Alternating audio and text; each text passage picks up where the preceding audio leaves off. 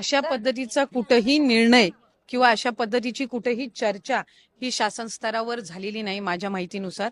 त्याच्यामुळे अशा पद्धतीची कुठलीही स्क्रुटनी किंवा फेर चौकशी किंवा कुठेही काही अशा पद्धतीची फेर तपासणी असा आदेश काही शासनाने काढलेला नाहीये. त्यामुळे विनाकारण कुणीही गैरसमज त्या बाबतीतला करू नये.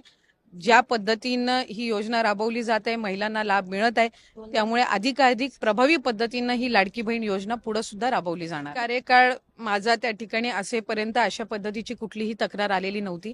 आत्ताही अशा पद्धतीची कुठली तक्रार या 1-1.5 महिन्याच्या कालावधीमध्ये आली असेल तर मला त्या संदर्भातली काही माहिती नाही. पण कुठलाही लेखी आदेश, कुठलीही लेखी सूचना, कुठलाही सर्क्युलर किंवा कुठला शासन निर्णयामध्ये बदल हा राज्य शासनाने केलेला नाहीये.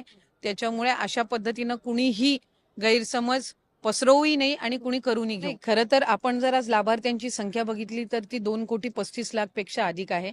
बहुतांशी 90-99% जी काही स्क्रुटिनीची प्रोसिजर आहे ही त्याही वेळेला केलेली होती. बऱ्याचशा वेळेला डीबीटी आम्ही करत असताना जर एखादी कुठलं फ्रॉड आढळलं तर ते आम्हाला त्यावेळेला लक्षात यायचं आणि तशा पद्धतीनं ते डीबीटी थांबवलं जायचं.